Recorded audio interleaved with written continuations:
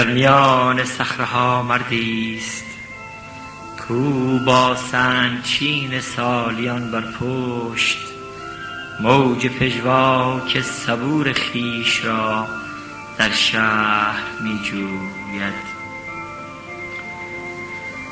در میان صخره‌ها مردی است کو با شتاب رود می خواند چرا جایی که پیوند ستاره در شب برفی قاصد روزان هوشیاری است خار در مردا باید زیست.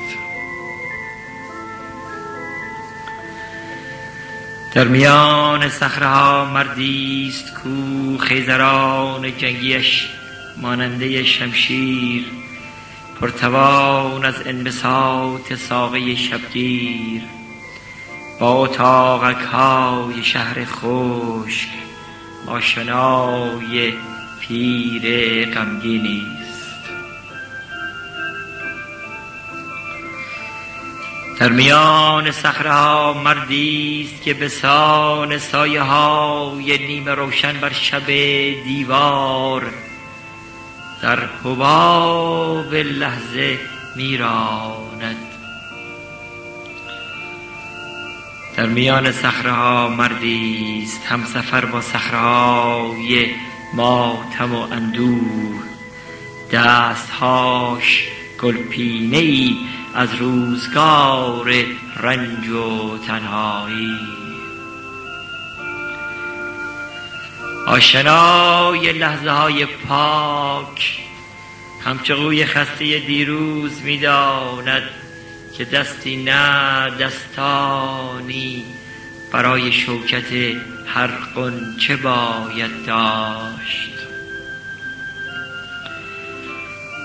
در میان دره‌ها مردی است کو از مهر جویا شد در کدامین لحظه تقویم او روشنقبای خویش را بر پیکر این چشم‌های خشک جنبنده خواهد دوخت.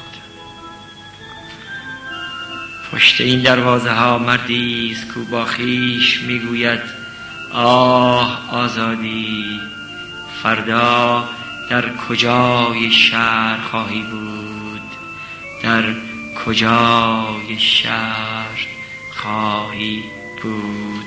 خرداد 51.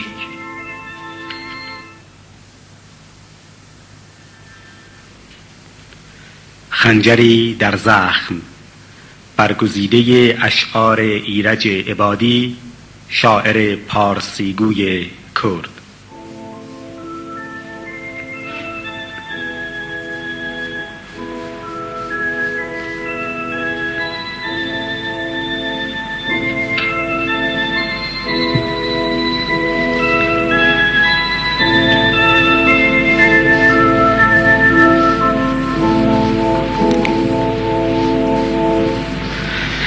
ایرج عبادی متخلص به الف تنین شاعر نازک خیال و با احساس سنندجی از دشت‌های سرسبز و کوه‌های سربرافراشته زاگرس سپید موی می‌آید. از چشمه‌های شفاف کانی شفا در دامنه آبی در سالخورد جرعه‌های زلال بسیار نوشیده است و طبعش به مانند رود بی انتهای قشتاق جز در شهر آفتاب لنگر نمی اندازد. اشعارش حال و هوای کردستان و زیبایی های طبیعت بکر آن را دارد. فضای اطراگین کشورمان با تاریخ دیرپای پر از نشیب و پرازش چونان آینه‌ای در اشعار او منعکس است که هر خواننده یا شنونده ای را متأثر می سازد و گاه نیز در دل آدمی شور و امید می آفریند.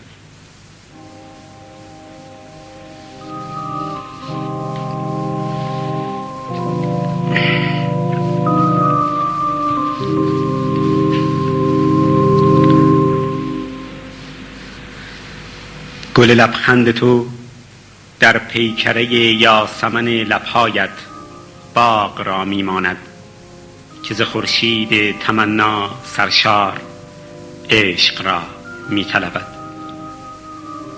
گل لبخند تو در حادثه فتح سکوت با غروبی که به اندازه قلبم سرخ است راز یک پارچگی میخواند. به لبت چیست نهان، به لبت چیست نهان که مرا می کشد از اوج به دنیای شراب؟ مگر این آزاده از کدامین سنگر تب خون وام گرفت که چنین جاودان سرخ است؟ گل لبخند تو این سرخ کبود فاتح سرسبزی است که تراوت‌ها را در غم باغچه تدبیرم می‌ریزد. گل لبخند تو گویا سحری است.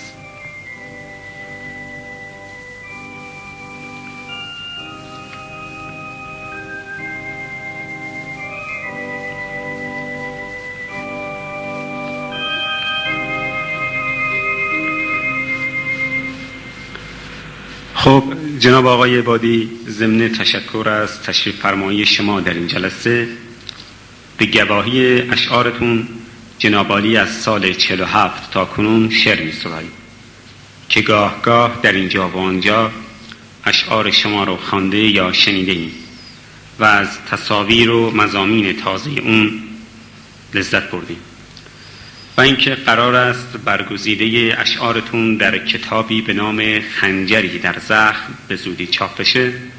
از حضورتون خواهش میکنم به عنوان اولین سوال نظرتون رو درباره شعر و ویژگی های اون بیان بفرمایید. تشکر میکنم. به نظر من تعریف جامعی برای شعر وجود نداره. امروز دیگه شعر بیان موضوع مقفا نیست یا در لحظه های بیخیشی و اون رسیدن شعور نبوت، هرچند به تعبیری میشه اون رو پذیرفت. اندیشمندی میگه شعر عبارت است از گره خوردگی عاطفه و خیال و اندیشه در بیانی آهنگین. به زبان ساده تری مردم میگن شعر باید شعر باشه. خود مردم رستاخیز کلمات رو از نثر جدا میکنن و شعر رو میشناسن. پیچیدگی های بیانی و مضامین دور از ذهن شعر امروز ایران درک شعر رو مشکل کرده، ولی تلاش شاعر باید رسیدن به سرچشمه کلمات شفاف و صمیمی باشه. شعر از نظر من مانند دامنه سبز و پردرخت کوهستانه. میتونی تنهایی، اشک‌ها و شادی‌های خود رو به میان سبزه‌های زیبای درختانی که سرشار از سایه هستند و پرتراوت ببری. میتونی به قله برسی، با غرور شهر تو که سرافراز ایستاده ببینی و رنج‌های آدم‌ها رو فریاد بزنی. میتونی دل به خلوت لحظه‌های ناب عشق بدی و ترانه‌های شاد یا اندوهبار خودتو سر بدی. میتونی دل به آدم‌ها و مردم نجیب شهرت ببندی و به دنبال رستگاری که به دست نیومده همچنان بگردی. چه وقت شعر میگم؟ چرا شعر میگم؟ این رو نمیدونم. فقط میدونم که کتاب‌ها احساس و آتشی دیرین در دل منه که اگر اون رو بیان نکنم آتش میگیرم.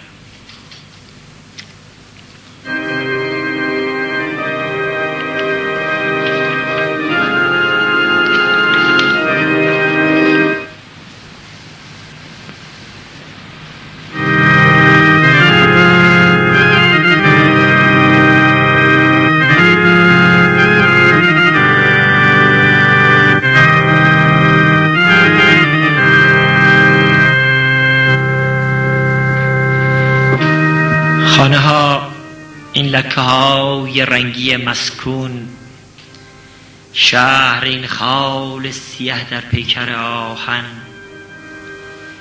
دشت این گلزار زرد خسته از پاییز، رود هم جاری که می شوید سیاهی را، هر کجا در این شب بیرنگ نهر پیغامی است.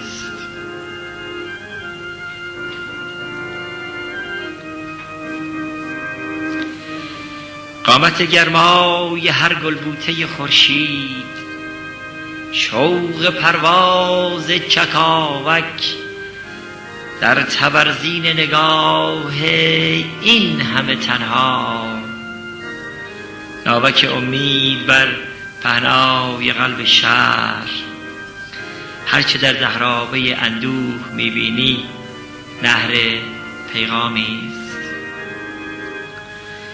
ازدحام پیکر فریاد در بیراهه های نای، اشک پروانه کنار لاشه این قلب های خشتی مسدود، وسعت خشمی که همچون تیغ‌های نور میتازد، هر صدایی از حریم پاکی پیوند نهر پیغامی است.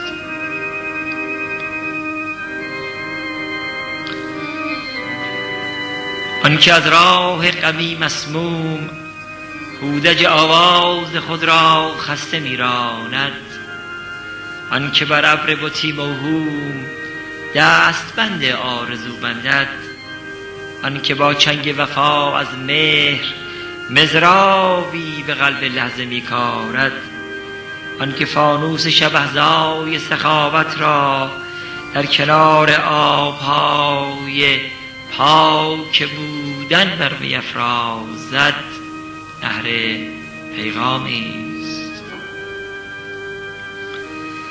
آن زن مغموم که از گلبرگ چشمانش صدای قهر می آید، وان خمیده زیر بار کژدم سرما، این صدای پرتنین که از هیبت فولادی مجنون می گوید، وان که می نوشد شراب فتح از مینای باغ مهر نهر پیغامی است. آن همه ابلیس، این شب ابلیسی مفلوک، این فرشته کو صدای روشن فوج ستاره هاست، این نهاد روشنای صبح که از شبنم به روی دفتر چشمان من ریزد، این پرستوی غمین شعر نهر پیغامی است، نهر پیغامی است.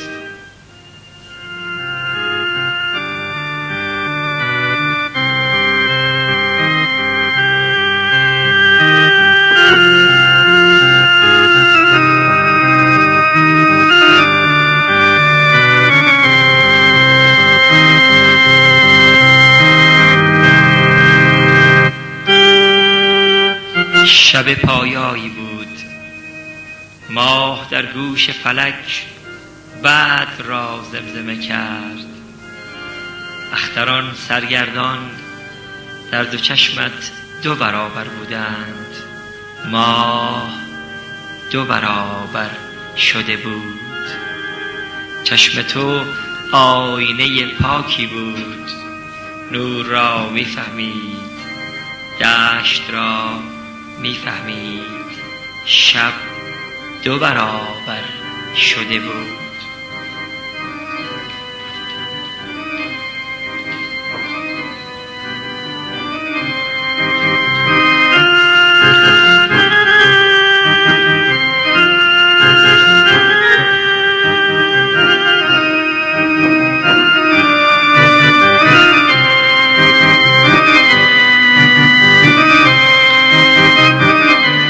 سواری هستم از دیاران غریب، دستهایم خنجر، سینم نارنجک و دو پایم کوه را میماند خانه ماه در این نزدیکی است.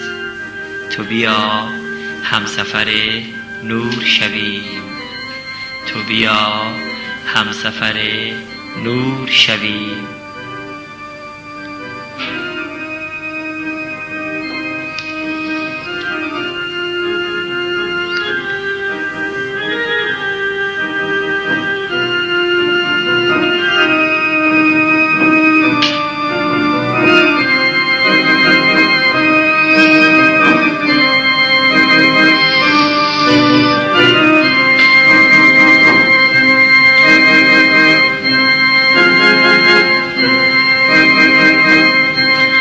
سفری باید کرد، بروم از لب چشمه عشقی که در این نزدیکی است.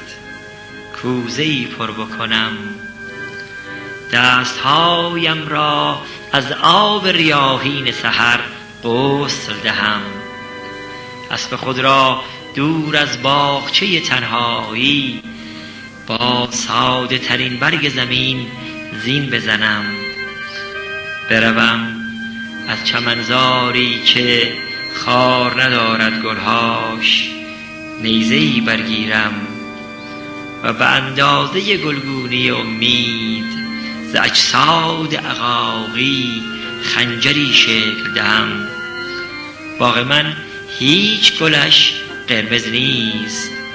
بروم تا دل این آبی ژرف و بچینم گل بی‌باور فروردین را. چشم‌های لب جو غمگینند. بروم پای سپیدار پریزاد شفق و بیارم با خود هیئت شادی را. بروم تا به کبوتر که در آن فاصله هاست عرض حالی بدهم و بگویم به پوپک قاصد هیچ آگه هستی؟ باغ ما نیز پرپر شده است، باغ ما نیز پرپر شده است.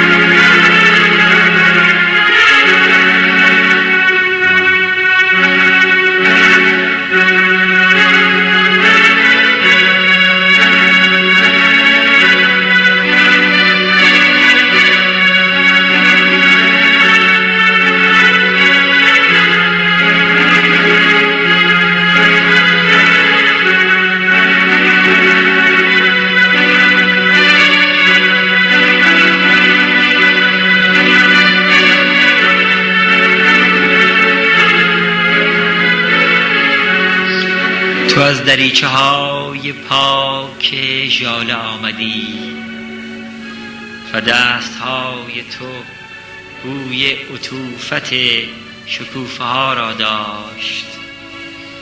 تو از تبرک تمام بقعه ها، تو از تبار خون سرخ شقایق، تو از میان روشنای سپیدار جنگل بودن، تو از میان شوکت این موجهای سبزاگین، این خانه های روشن رود، تو از میان بوته های عشق آمدی که گونه های سرخ روشنت رنگ پاک شهیدی داشت که افتاده است.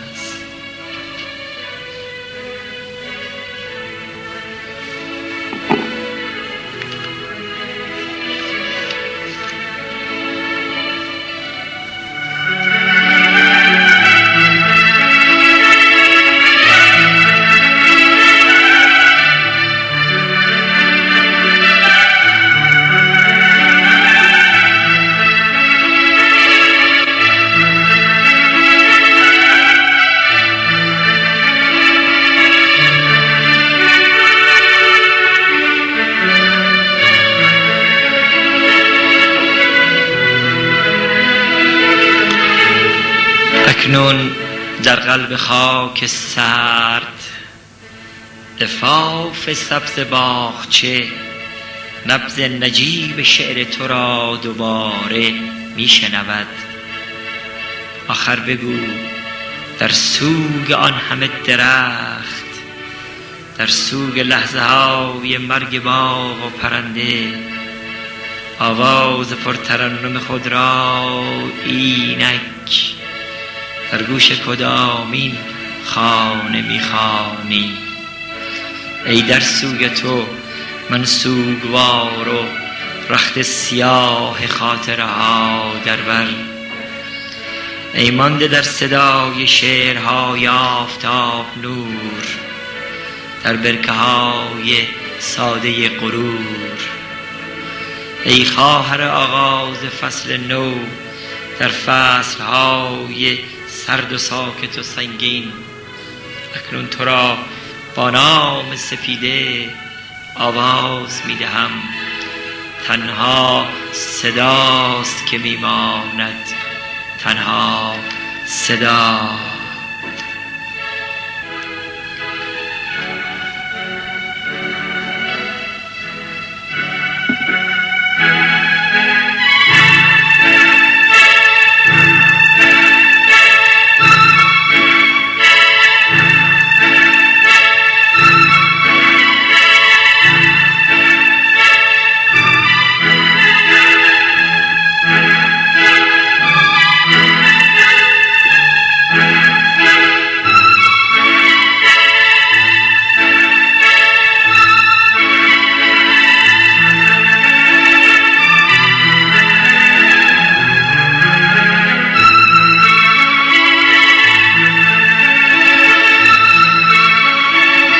چگونه میتوانی عریان باشی وقتی که در کوچه صدای شلاق باد می آید؟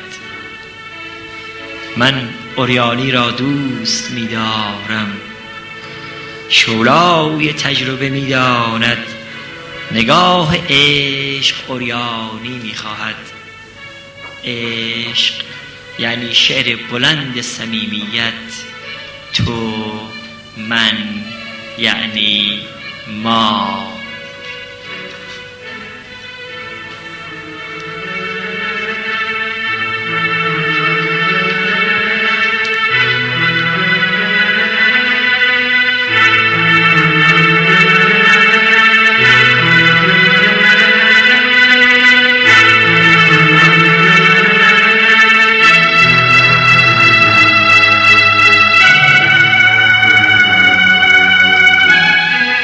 در استوای نگاهت دریچه‌ایست که از آنجا می شود به ژرفنای شب رسید، می شود به سوی دشت روشن امید پر کشید، می شود 1000 بار گلهای روشن ستاره چید.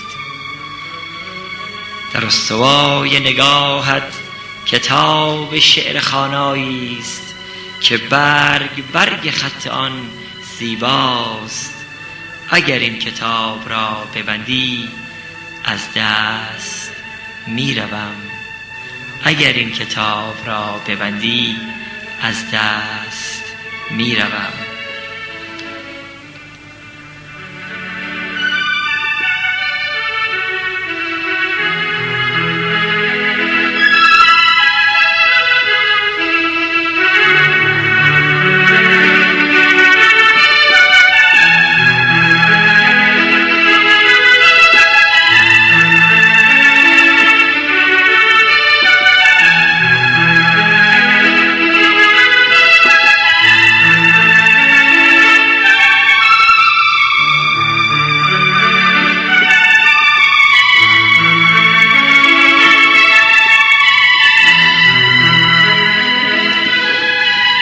من به تو معتادم، من به خورشید که در دست سپیدت مخفی است، من به چشمت که چنان صبح بهاران سرشار.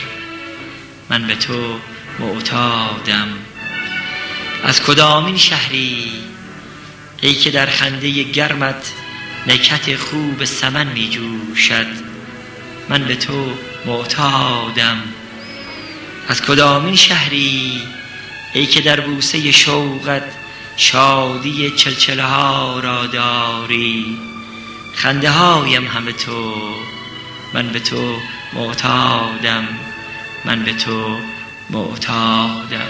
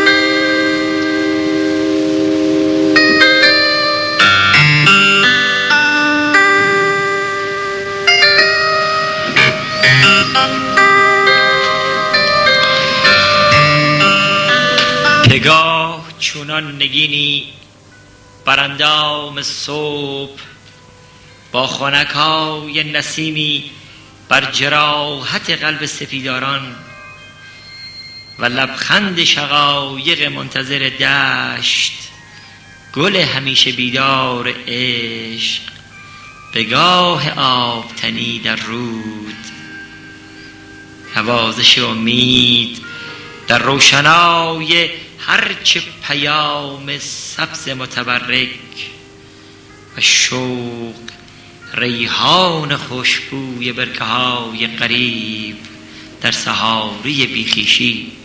آنک آنک مرغک اندیشه جاذبه‌ایست در پرواز، جاذبه‌ایست در پرواز.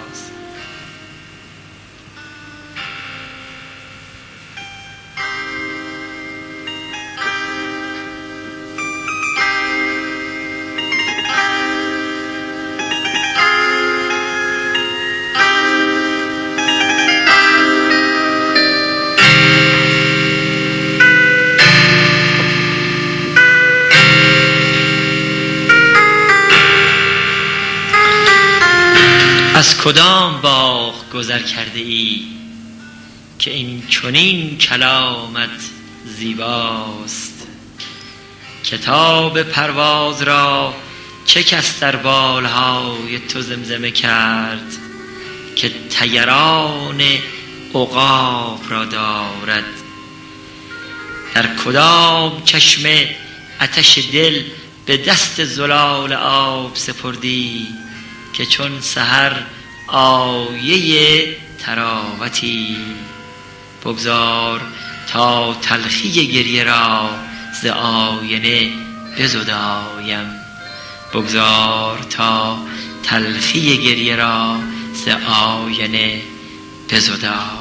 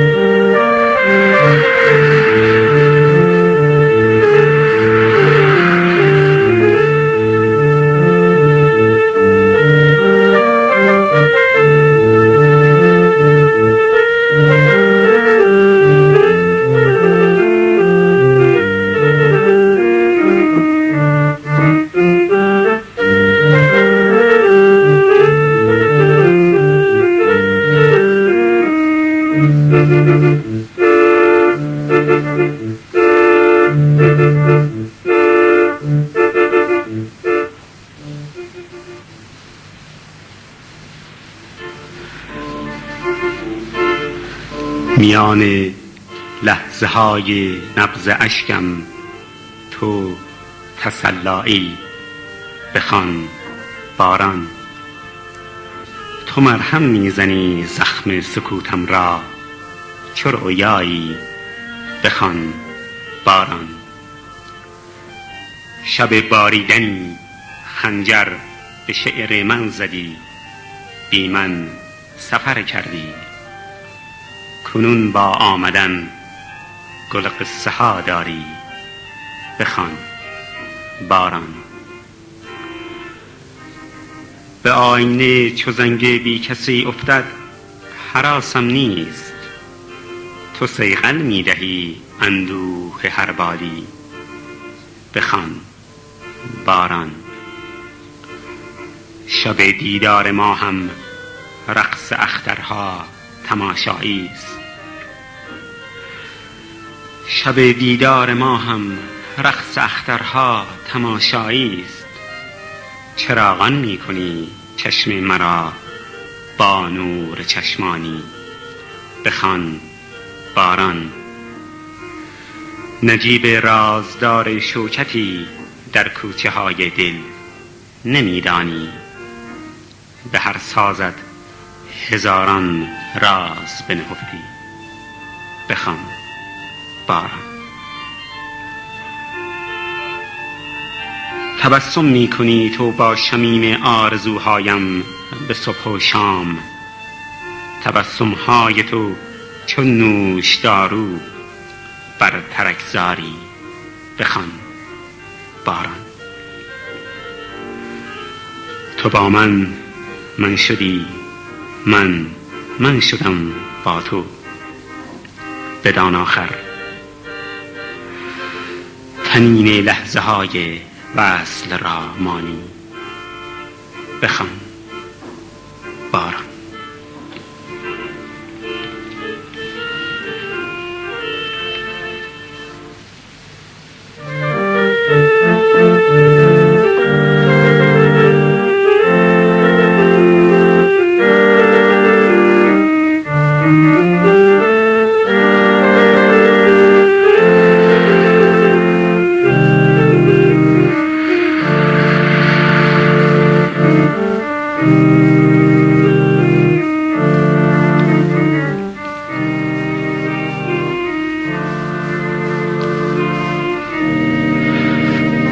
خب جناب آقای عبادی، در ادامه صحبت هامون سوال دیگری رو که از حضورتون داشتم این است که جناب عالی در بین اشکال متفاوت هنری چرا به سوی دنیای پر رمز و راز شعر روی آوردید؟ فکر میکنم که در شعر راحت‌تر میتونم حرف بزنم و این نکته مسئله است که از دیر و دور با من بوده. این شعری که براتون میخونم شاید بتونه جواب شما رو روشن‌تر بیان بکنه. در من گلوله فریادی است رها بر شقاوت زمین، گل آتشی است نشسته بر یخبندان چشمها، باران اشکی که بر سرفهای نجیب می چکد، غمهایی به اندازه دنیا و تنهایی همواره، در آرزوی پیوندی شگرف که به گسستن زنجیرها می اندیشد.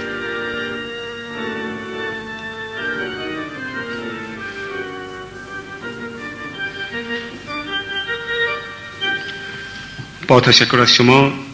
سوال دیگر من این هست که بفرمایید جناب عالی که در سبک‌های متفاوت شعری کلاسیک همچون غزل، رباعی، دوبیتی، مثنوی و همینطور سبک نیمایی و شعر آزاد طبع آزمایی کردید، به نظر شما آیا شعر کلاسیک یا شعر نو میتونه پاسخگوی نیاز مشکلات زمانه امروز ما باشه یا خیر؟ عرض کنم خدمتون که شعر نو یا کهنه نداره. لحظه سرودن و حادثه سرودن باعث میشه که شعر غالب میگیره. حالا این احساس شاعره که در شکل غزل خودش نشون میده یا این احساس شاعره که به صورت قصیده یا نیمایی یا شعر آزاد بیان میشه. به هر حال آنچه که اهمیت داره مسئله سرودن و اون تجربه های شاعره که به گویش و به سرایش در میاد. اینجا به جاست که ازتون خواهش کنم غزلی رو برای تکمیل صحبتاتون برامون بخونید. با کمال میل. با غزال آرزو در دام شبها مانده ام، با غزال آرزو در دام شبها مانده ام، آفتاب خنده ها فرسود و تنها مانده ام. نیست یک دم شعله گرم شهاب دیده ای، بیچراغ لحظه های ناب صحبا مانده ام. گوهر برگی درخت عشق را آذین نداد، با همه بیبرگیش در فکر فردا مانده ام. چاوشان غمتبار روشن ای دریا دلان، کو درای کاروان در بند یلدا مانده ام. کشتی شب آزما را همسفر بودیم دوش، کو عقابان سحر بی موج دریا مانده ام. لشکر شور و غزل در حیرت پرواز تو، بی انیس مرغ باران در قفس وا مانده ام. سایه سار پربهار سربداران دیده ام، در کویر پربلا بی سایه و جا مانده ام. شب پرست دل سیه خنجر به شعرم زد تنین، شب پرست دل سیه خنجر به شعرم زد تنین. دل جدا دفتر جدا بیبال عنقا مانده ام، بیبال عنقا مانده ام.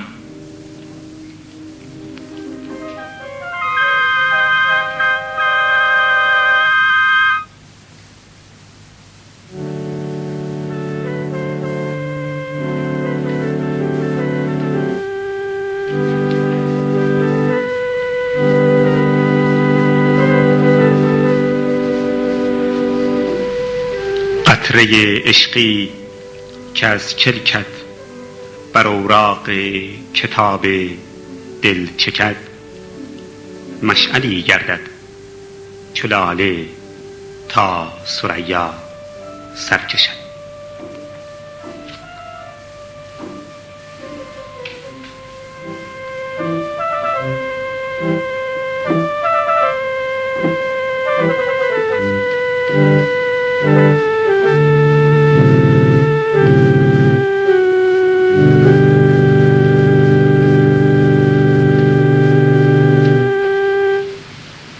رندانه گل می دهد باغچه تنهایی، در حضور زندگی و عشق و شقایق. تجربه پرواز گنجشک‌های ثانیه ها در برابرم همچو آه. پیری نفیر حسرت و عریانی است، برفاب عمر سوار اسب سیلابی رفتن، از قله های جوانی خزید و دره های عزیمت را شماره کرد. در فلک مرغک آواره امید بی طاقت، سبوی ماندن خود را به دست ارغوان بخشید. تفنگ بیفشنگ را مانم متروک و هم صحبت سکوت گوشه دیوار. دلم برای شهاب‌های سرگردان گریه می سوزد. ای عشق همتی، ای عشق همتی.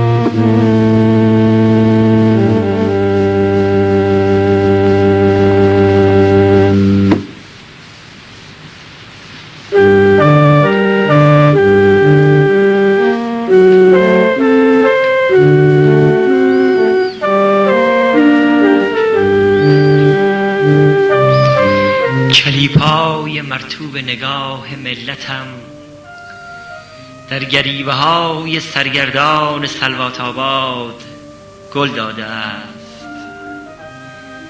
جمجمه های حجیم خاک خشک متبرک ظرافت کلمه سورانی را این چنین نشناختند که تو دلت سنگینی ازدحام بیدادهای همواره را.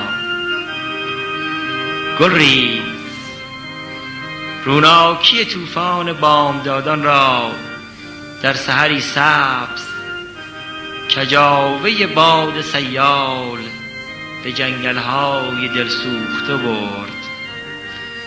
بر شانه‌های تو بگذرم از کوه‌های افراشته یا آن سوی صبوری مرزها. دیروز را با تو گریستم، امروز را نیز، امروز را نیز.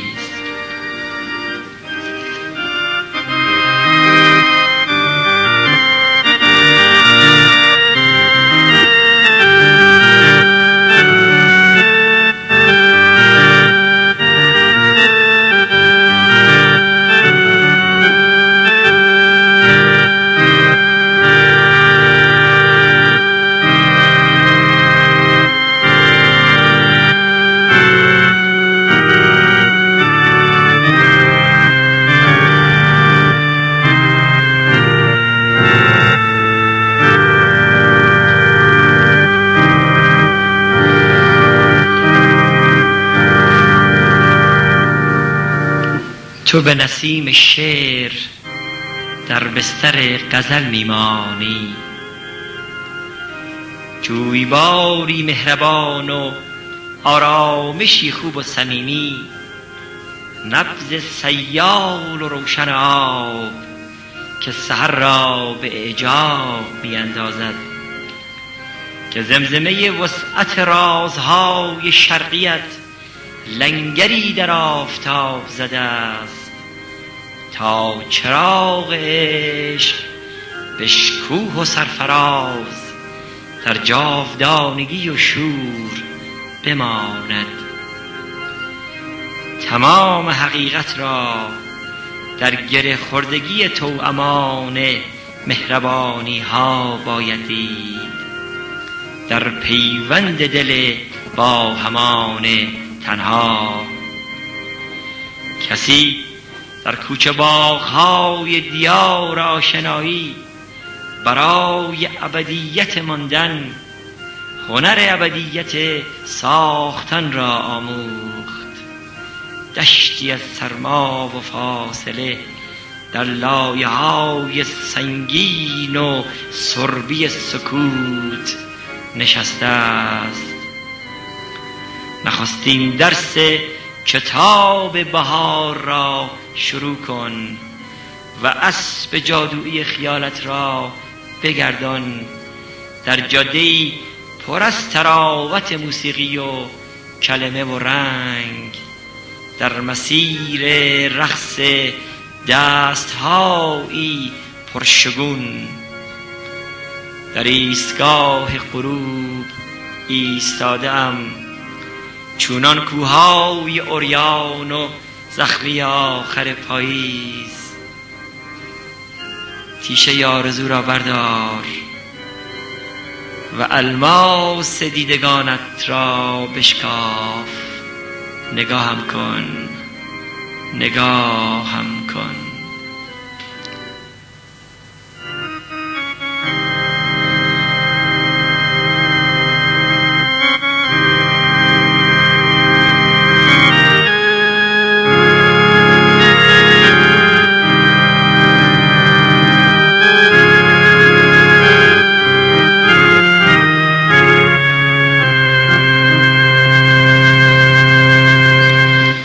خبر چه بود؟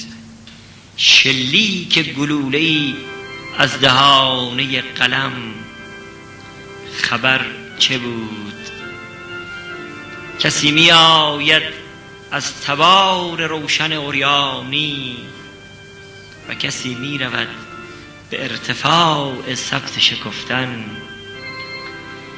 ماندنی ترین آواز همواره سپیده را در طالعش می نشاند. کدام خوبی کدام شوق خورشید رفته را پناه می دهد. در نگاه کوچه های شب نبض جنایت چه بیگاه می زند. خبر چه بود بین دست های ما شهری از کهکشان و بلور رازهای تو به باور جا می نشسته است و فاصله چیزی جز ترک ماهتاب مهربانی نیست. عمق این زخم کهنه را با کدامین شراب می توان شست؟ خنجری در زخم. غرور 6000 سالت را بردار و در دستهای ساده من بگذار. من انفجار را دوست می دارم. من انفجار را دوست می دارم.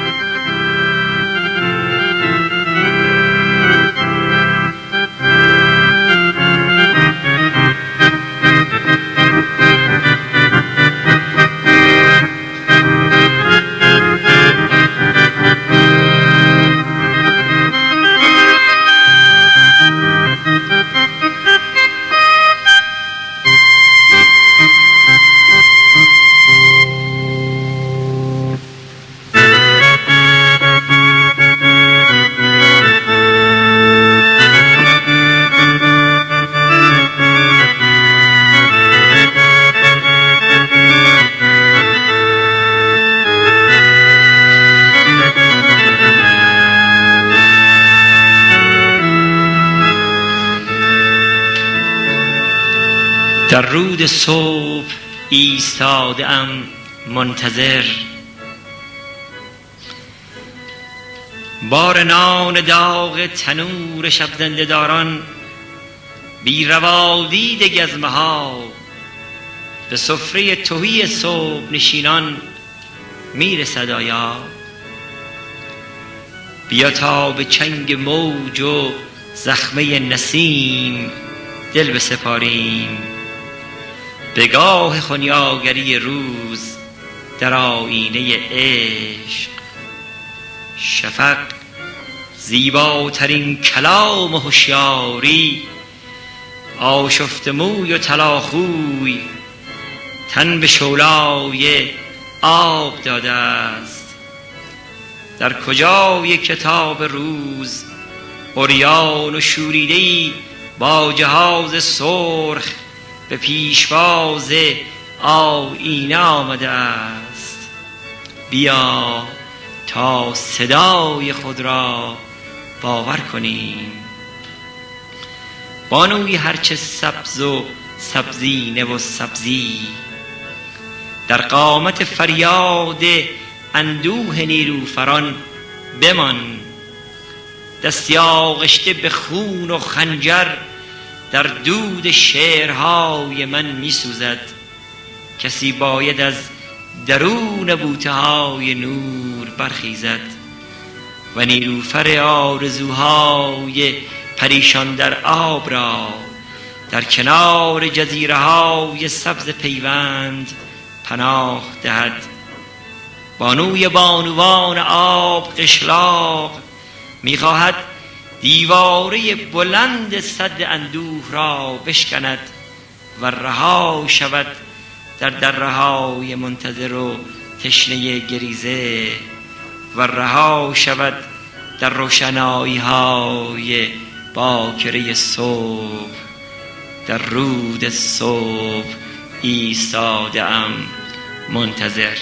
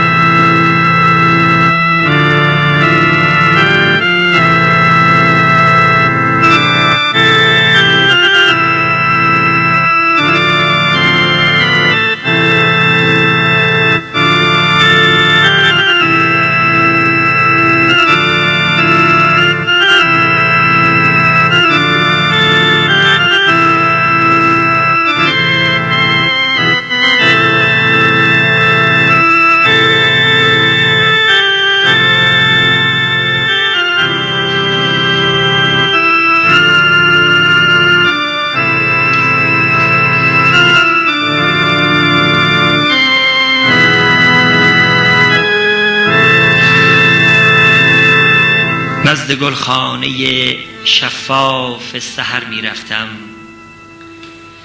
عمر می سوخت ز سرمای تن بی حرفی.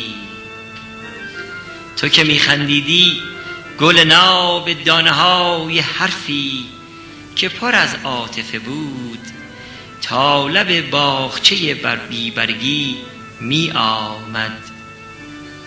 دل من همچو ردای شبگیر کم کمک وا می شد.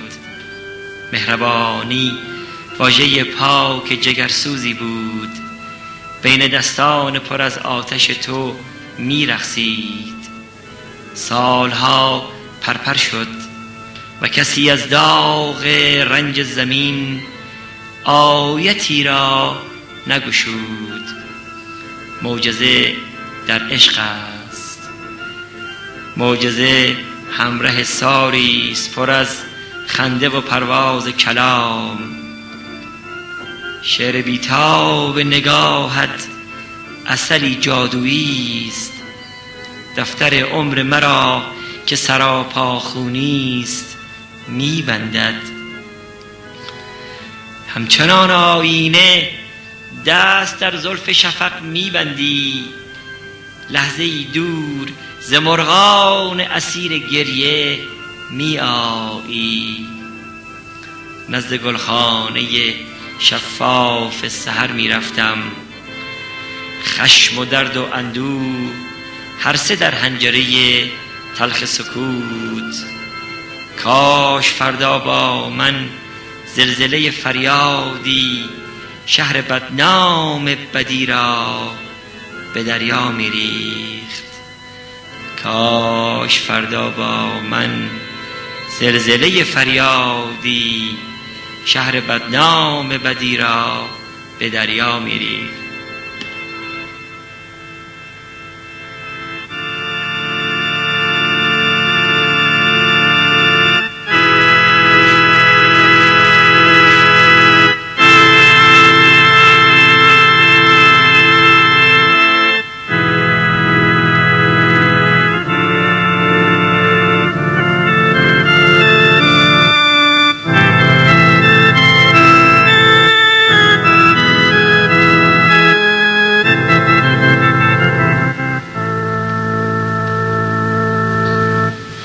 قیچی دوری بالهای من را چیده است.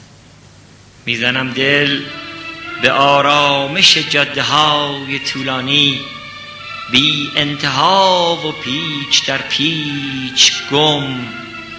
کوها حجم شادی های سربریده را ماند، دشت ها پیرزال باستانی دلتنگی را.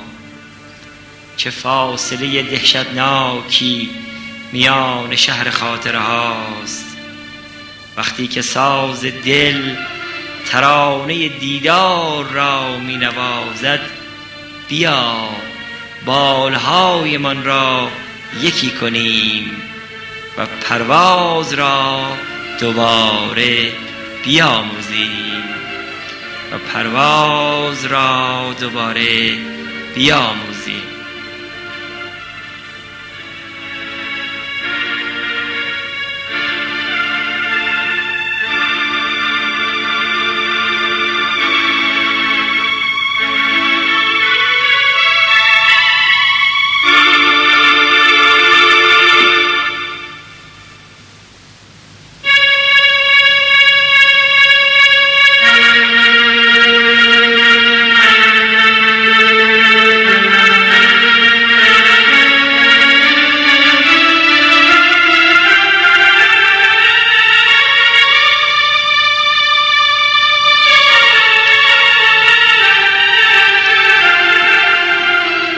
در بندر گیج اضطراب لنگر گرفتی و از سبزترین جزایر بیدرخت آسمان دور شدی. جدایی رابطه نیست، خنجر است. سکوت همیشه حرف نیست. گاه طنابیست بردار پیچیده به دور گلوی طلوع عشق. تاج خار تنهایی به دور سرهایمان، به تماشای وسعت پیغام دو تنهایی بیا و درد معراج تبسم را که پرپر می شود ببین. فواره چشمه مشوش امید کجاست؟ فواره چشمه مشوش امید کجاست؟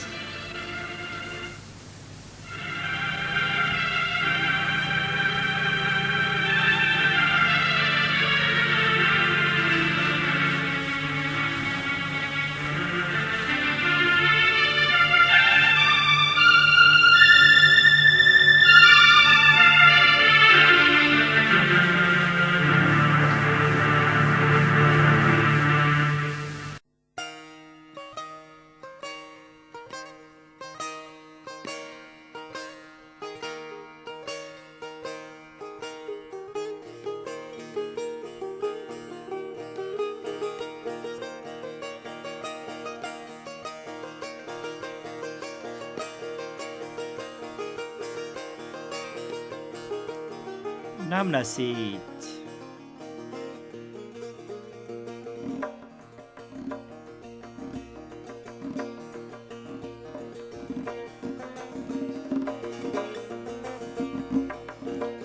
لامزم دگریو چند آسمان دوری لمن،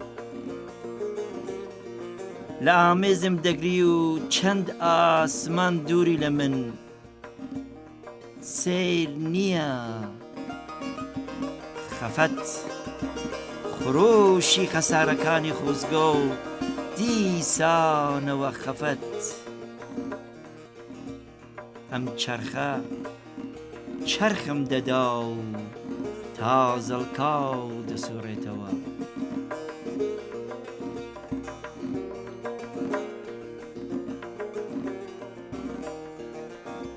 بروکام گندی او گورپانا لم ولا تدا ملدکی که قولایی نناسید.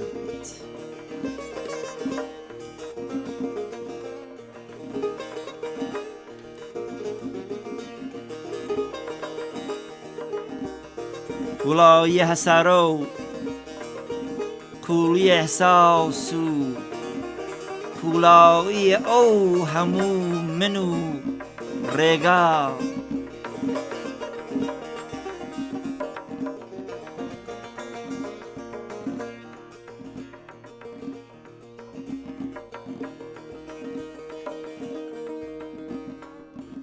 ام نچونه سرشوری بهاره که پاییز لدفتری خونده گلاکانی نها تو جماره دکا.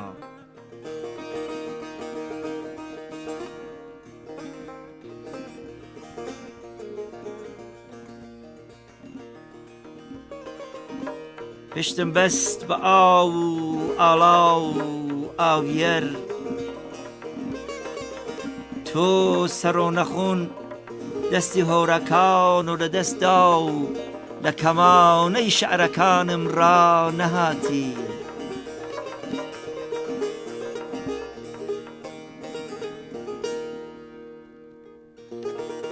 روژ لدوای روژ لیروار لنێو قژەکان تا چاوی گرتم.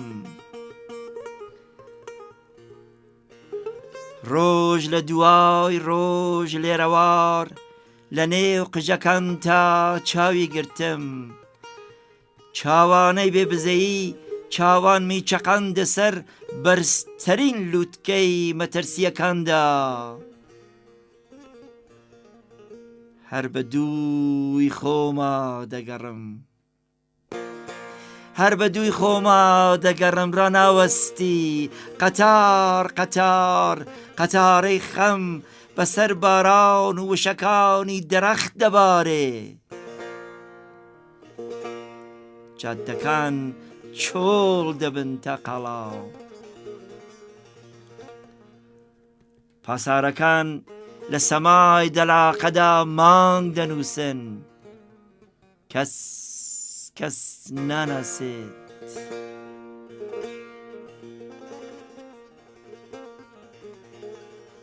مەرجێک ڕووبار ئاوازی تۆی دەست پێ کردبێ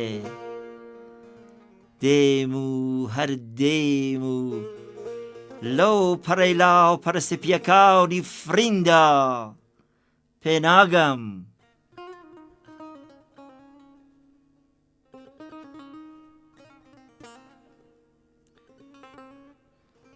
چ شاباڵێک لە نێو هاوارەکان تەواڵا دەکا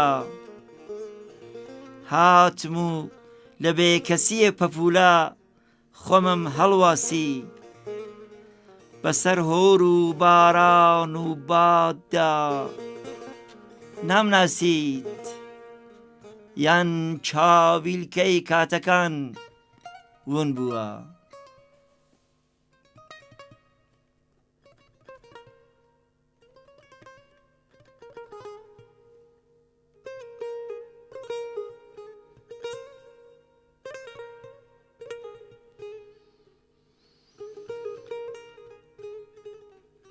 ڕۆژمێر بەتاڵ تاڵ بە تاڵێک تاڵە قژەکانمی سپی کرد ڕۆژمێر بە تاڵ تاڵ بە تاڵێک تاڵە قژەکانمی سپی کرد تەنیا ئاواتی دیداری ئاویەر دەستی گرتم تەنیا ئاواتی دیداری ئاویەر دەستی گرتم